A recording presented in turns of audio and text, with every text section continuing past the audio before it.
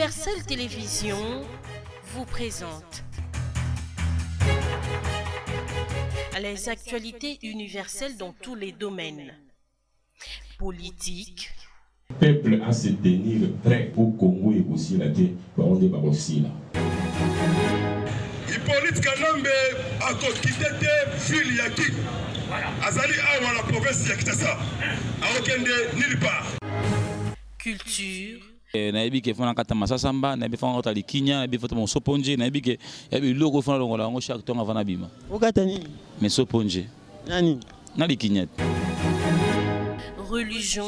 Si tu as la grâce de Dieu, apprends à te cacher. Ceux qui ont livré Joseph, ce sont ses propres frères. Et social. Abonnez-vous massivement sur notre chaîne YouTube Universel Télévision. Aimez et partagez nos émissions. Donc pour l'instant, tu as une union sacrée, mais nous sommes à mon moyen de union sacrée. Tu es libre, ce n'est pas un péché, ce n'est pas un problème. Sauf que tu as un complot de l'union sacrée, ni rapprochement quelconque. Ce tu as la Kabylie, mais tu as la Kabylie. Alors, autre chose à présent, tu as battu un gouvernement qui m'a déjà sur le recensement. Apparemment, il y a une élection en 2023 et un recensement. Comment vous entrevoyez l'avenir? Non, entre les recensements, na makamba élection, il faut scinder. Une chose est vraie, c'est que ce qui peut te bannir le recensement, avant de commencer en 2023, le recensement aussi là. Parce que tout le monde est un dans le recensement population, il y a un milliard, le recensement on a moins de 6 mois. Avec la nouvelle technologie, le recensement peut go en 6 mois. Et si tout le monde a Pasteur Mulunda Awa, a recensé au bout de 6 mois, les électeurs nyonso pour l'élection et puis les cas. Donc, côté on a surtout Messani, tu as un outil, tu as une expertise, et qu'avec la nouvelle technologie, on peut recenser. Parce que le recensement est qu'on doit attendre. Auquel les autres peut s'exemple, tout qui la ville à Kinshasa, on a Selembao, on recense na Selembao. Il faut un transport, auquel nous avons un ministère intérieur pour que nous déposer chaque jour aux autres sont recensés. Là, ça te peut prendre du temps.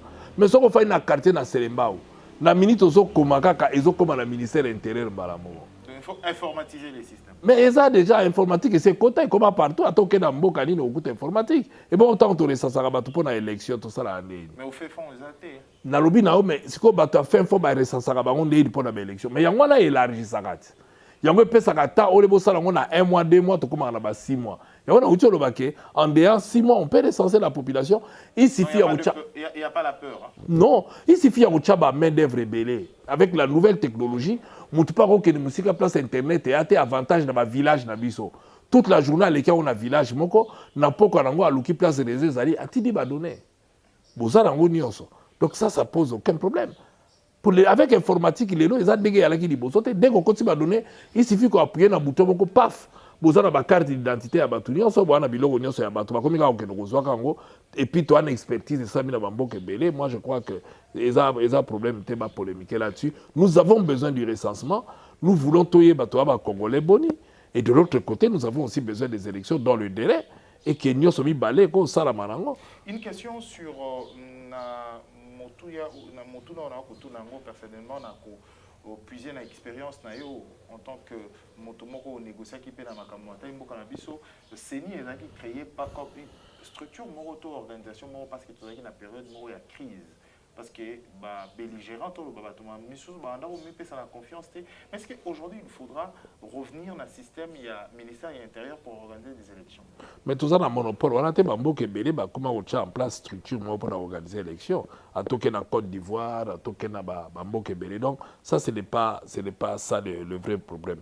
Le vrai problème c'est les hommes qu'on met là-bas, hein, est-ce que bazan batmo intègre prêt à résister dans babilo au mususu?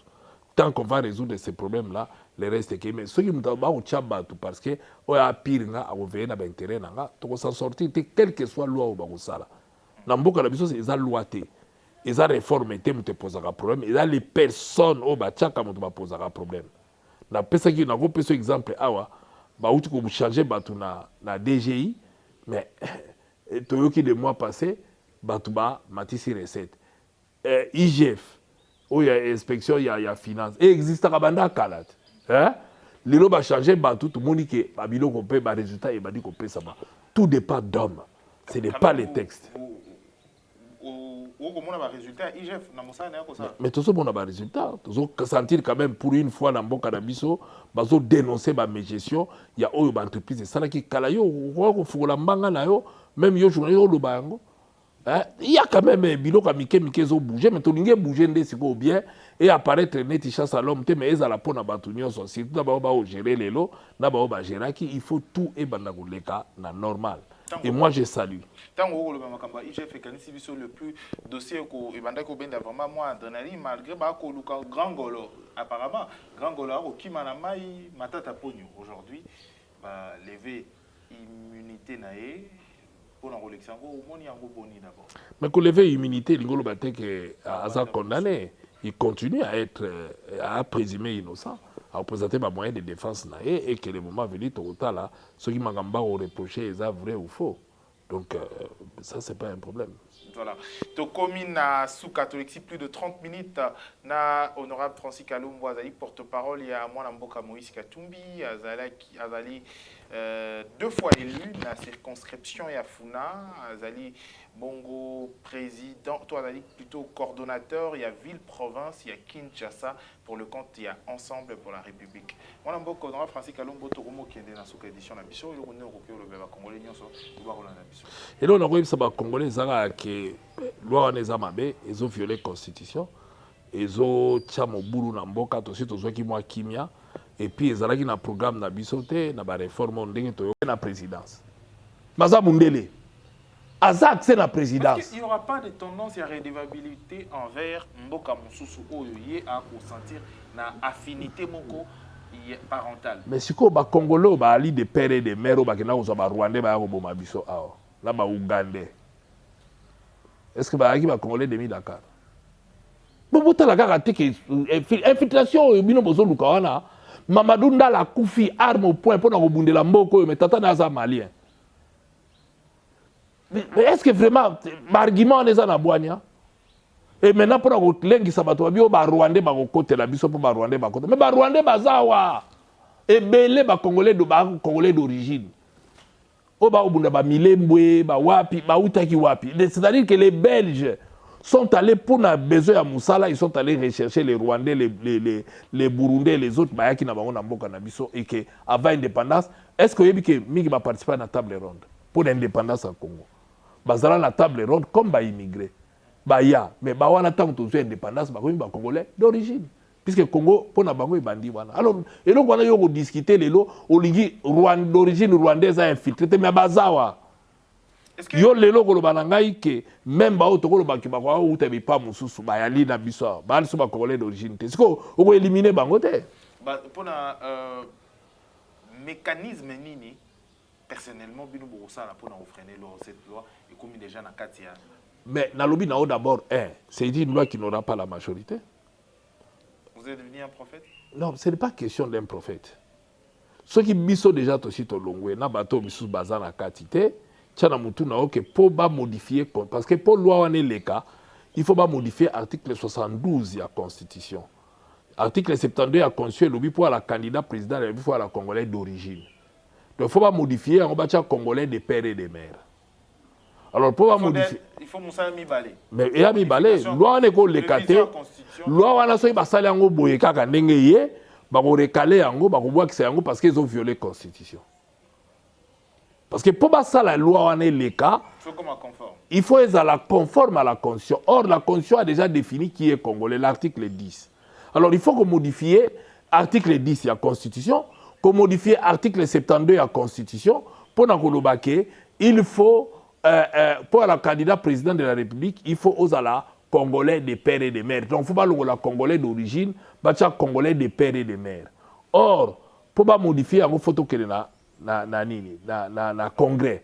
Congrès, il faut pas 3/5 et en dehors, il faut pas un référendum. Or, la majorité de la population, vous voyez que le référendum, il faut pas passer. Mais il faut sanctionner des actions du gouvernement. Donc, il faut que la coûte que ah et la biso biloko to ala nzala bozo benga biso na vote na biloko sanité. Donc il faut les cater. Alors, est-ce que faut aussi ça moutou pour Nawana? Mais biso ce que nous refusons, c'est l'hypocrisie. Et nous demandons aux uns et aux autres de comprendre que tout ça na période nini au bariba me mabuzo bawana. Toi na période union sacrée, azoluka a réalisé ma promesse naé. Or pas réaliser ma promesse naé, on a besoin ya ba investisseur, on a besoin banque mondiale, on a biloko wana nyonso. Or ma kelelo boligibo banda et couper sa méfiance. Et au sala ke batona bagoya, est-ce que tolingi mboka? Est-ce que tolingi ba congolais?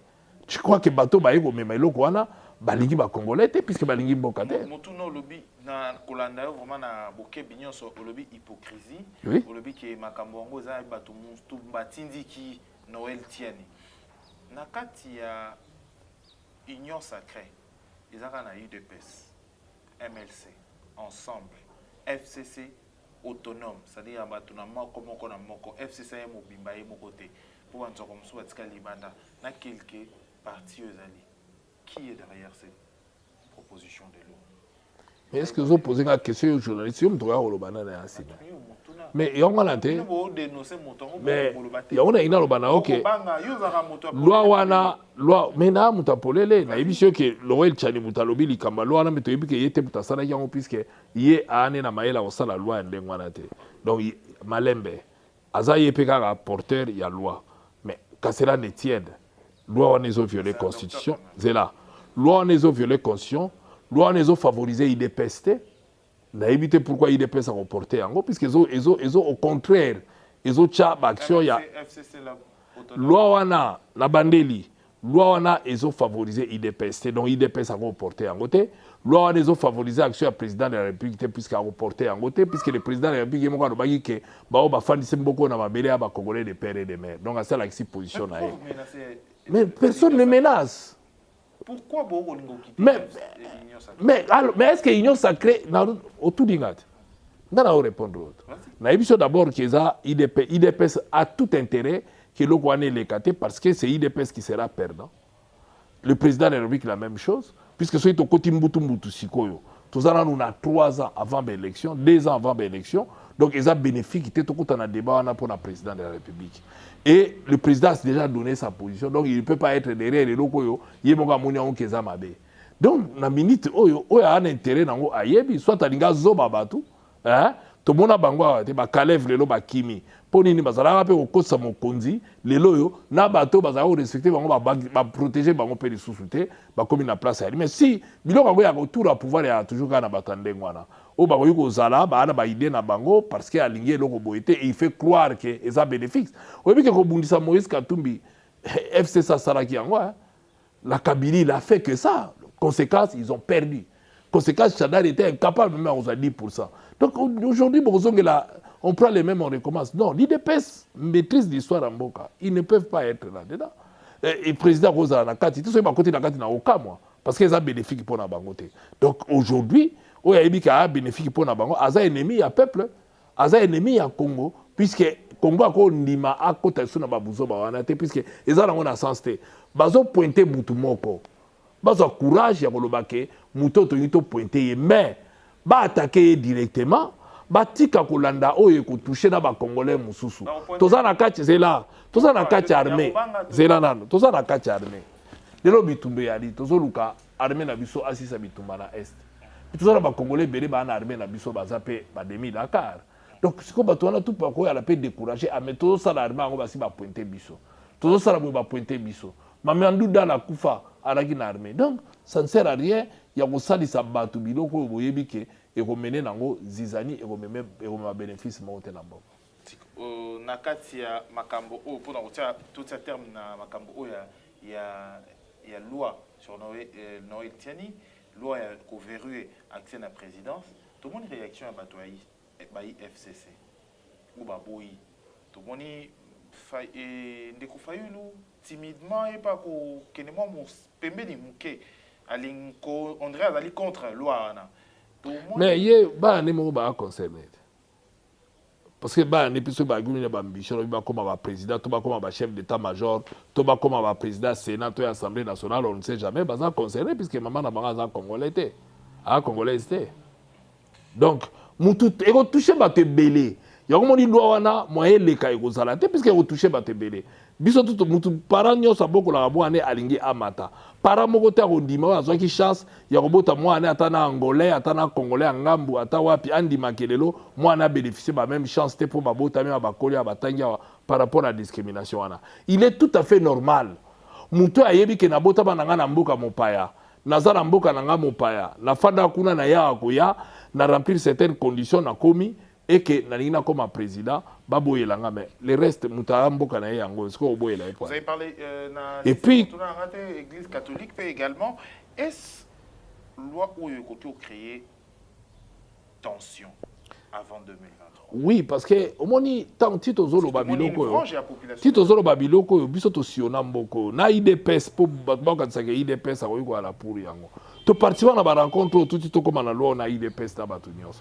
Donc les lois à l'église catholique, tout ça là, on a une négociation pour te ramener qui vient en Boko. Hein? Donc, Moutouma ko cautionner on a été sauf Mouto à la qui banda Mboka, à l'hamburger, à yebine pas si Batouba Mona Wate, à yebelo Mokote, c'est tout à fait logique. À la Mawa Congolais. Et à Bouto à la Mawa Congolais, pas yebina et passion Congolais ba monate, passion toko monate et touti wapite. Il y a eu des réunions, des souffrances, des morts pour tout comme en place au Tokomi. Alors le col est loco et pour ramener biso kibia to bouleverser en côté parce que aller nazo kamwa ezala ngoka eloko moko ya kozanga bwana. So bali ba attaquer Moïse Katumbi ba l'attaquer personnellement et non ba inclure ba congolais mususu na kati po et go mener batu na buzoba et go mener batu na côté. Alors to komi kokanga to kangi d'abord nani aliposo poto que na deuxième chapitre na biso ya ko solola sur nani ya makambo matali mboka na biso ba actualité mususu motuna ya suka sur la congolité. Est-ce Noël Tani fait peur? Non, il ne représente rien. Noël Tani ne représente rien dans ce pays. Il y a verrouillage, il y a Noël Tani et Robangisa. Loi en Robangisa mutu moko te tozo bangande et goya désordre et violer constitution. Ce qui a li bongo te biso to bangelo te. La Kabylie n'a répété la Gabino baboya ki Moïse Katumbi à la candidat. Chadari a l'écarté. Pourquoi Chadari a l'écarté? Parce que les Congolais ba coaliser. Ah, oboyi Jean-Pierre Bemba, oboyi Moïse. Ah, ok, problème est até yope candidat no l'écarté à l'écarté. Et ça la kabe fait wana. Muto ala ka victime yende batu ba yoka mot d'ordre na ye. Soki bo sali yende ngwana, ba muto ya ko appuyer muto nga ko lekana ye même soki za yete. Est-ce mutuna mususu? Lelo a ba appuyer qui opposition a gagné l'élection. C'est la Kabylie bazar. Non seulement ba mi pesa ki majorité na parlement, mais majorité on peut balukeli bango moko mbeli na bango moko kati bango. Alors ngonga oyo tambo ko to tala na kati politique. Est-ce qu'il y a un rapprochement entre selon Kotambola to bino boko mona ezali moi kokoso il y a union sacrée. Bah dessus il y a union sacrée. Est-ce qu'il y a de rapprochement entre Ensemble pour la République, la FCC, Vital Kamerhe, Nanani, qui c'est, Fayoulou et les autres? Est-ce qu'il y a une nouvelle reconfiguration? Biso doit bateau to la fidèle la parole na biso. Tozo we la soki lo ni na lo ni. Pour l'instant, biso doit na kati ya union sacrée. To fani na union sacrée, to travailler na union sacrée en étant clair et sans hypocrisie. Tout ça na alliance mokote na bato mususu. Kamerhe oyo zotanga azana biso na union sacrée. Il est tout à fait normal tout ça na ye ko lucha Kamerhe tekele cha bimi na union sacrée. Non, Kamerhe azana biso. Tout le monde a qui déclaration par le secrétaire général na ye o a menacé pe de na ninga morogaka. Non, mais voilà, biso to na union na INCT, mais je constate que na INC tout ça na bango na union sacrée. Alors, moi, je suis Francis Kalombo Mbote. Alors, Motuna Elboso ezali akoyeba besoin qui yango na moi bo pété mingi tangu makambo ya proposition ya loi ya ko verrouiller accès à comme président de la République pour bi rekoma te ezali yango mangungu apamba ko sala mangungu melelo tout le monde ndo yango eza porté par un député un élu a memi yango na Assemblée nationale ko sala yango to ko memango pour ko koma loi siko proposition à loi yango.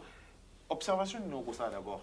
Mais tout ce qui est loko na PTT, oui, bidé les bandeli nango, tout ça qui est au sérieux, c'est comme ça que tout ça qui est mission d'abino pour sensibiliser la population, pour expliquer tout danger, au loi des oya nango.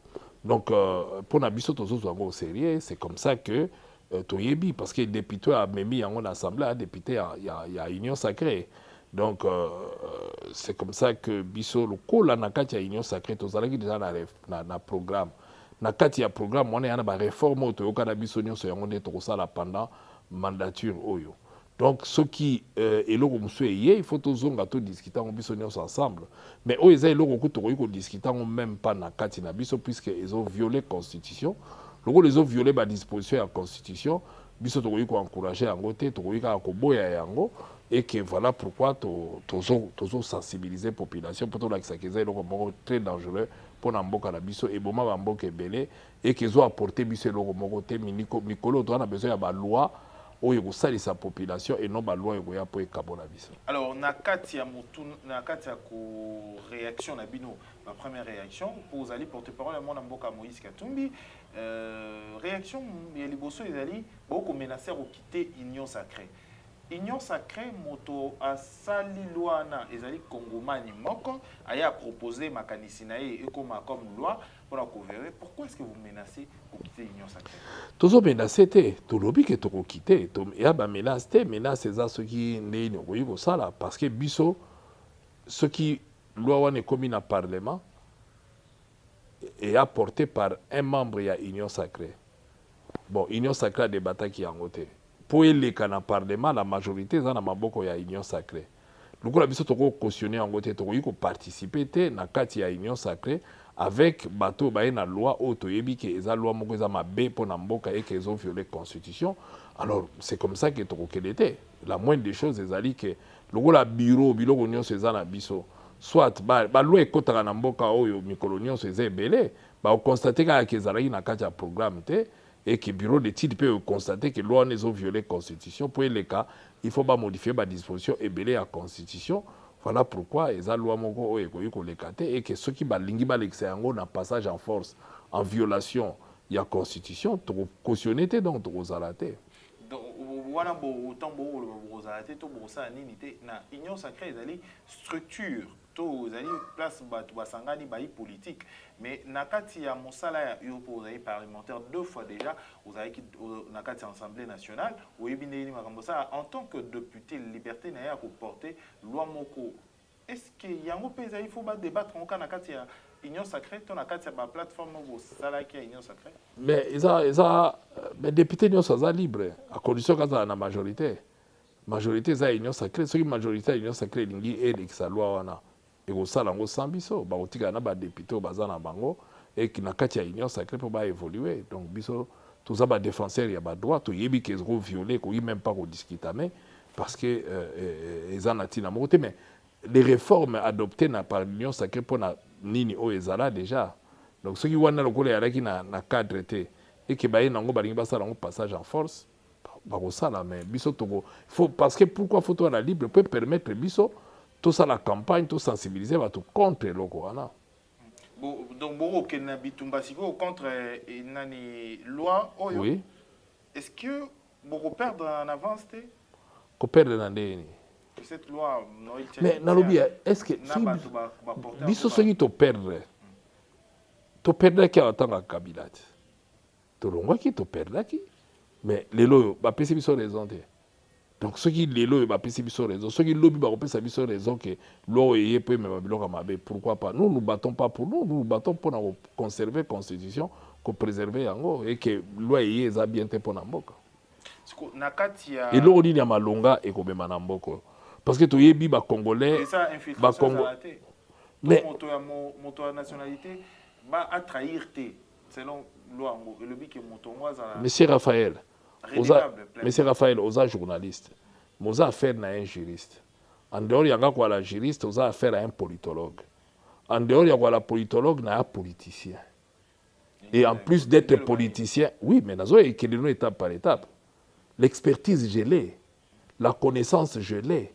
Il ngolo que j'ai participé dans ma rencontre nyonso oyo pour te comme na loi oyo. Kolo baka aboyete infiltration. Histoire politique il y a Congo.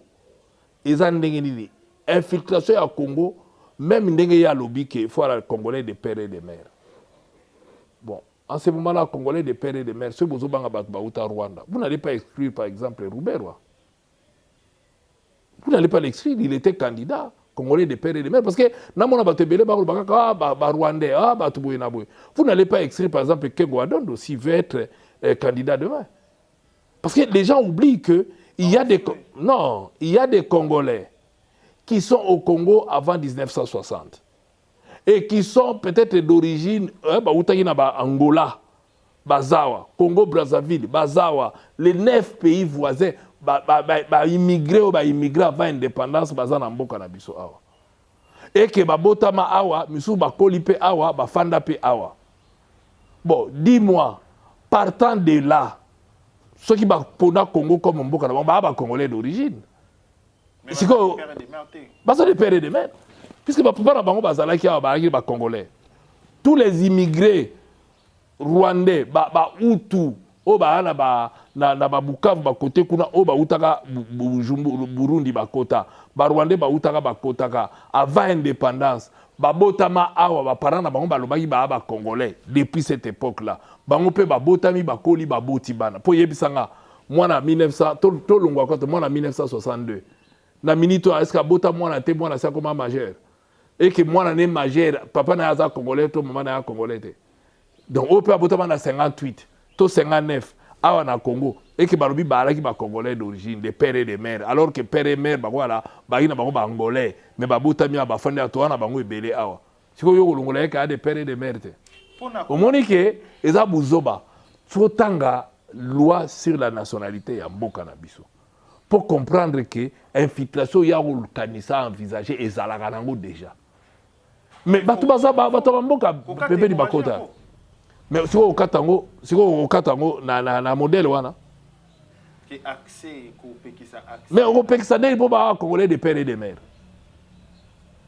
à ce moment-là faut bozonga sima bo bana ko calculer combien de pourcentage ya ki Congolais mutaza nango alors donc kitati na combien de pourcents pour bolobi pour la 100% Congolais hein de père et de mère mais ce que ce koko na yo hein azaraki Angolais. Donc, on a 60%, on a 100%, et donc on voit la candidate. Ça se joue entre papa et maman. Il faut calculer maman à 50, papa 50, les arrière-parents, on va compter en côté. Mais à ce moment-là, on s'allait là. Bon, même si on a les barrières-parents. Si on a une collection, on va compter avant, on va Congolais, père et mère, on va Tutsi, on va Hutu, Congolais, Angolais, Tanzanien, Zambien, Bazawa. Depuis avant l'indépendance. Et que les Congolais des pères et des mères, alors que les pères et mères à la base, bazala batalibanda. Si vous voulez mais infiltration ça. Vous participez à la rencontre? Ngai na participé banda Lusaka. Ti Toyawa. Ti San City 1, na San City 2, Nazala. Rencontre à Bruxelles. Pardon? Rencontre Mboke Peli Moto. Oui, Mboke yaki na moto. Ils allaient quitter, il fallait tout solo la tout tambola. Na expertise na yolobi tout à l'heure aux an expertise toni quels sont les moyens to possible et le ko nini ba ko proposer pour na ko verrouiller accès na présidence mais et le ko na suite proposer yango c'est comme ça que celui qui n'est pas congolais d'origine ne peut pas accéder à la présidence c'est-à-dire mutoyo a libanais aza rwandais aza congolais aza angolais ayaki na Congo a sali demande ya nationalité le ko la décoration chalupa paix à son âme, ayaka awa asalaka demande de naturalisation à komaki congolais, alaki député. Mais à koyiko koma président de la République, c'est déjà verrouillé. Parce que a muto azalaki congolais au départ, ayeko koma yango ya koma. Mais muto a botami congolais. Prenons un exemple parce que yozo ba infiltration. Omoni yango soko mutu musaka ti a maele il faut se renseigner na bwani esili. Topé cet exemple. Batunsu ba congolais d'origine de par la loi.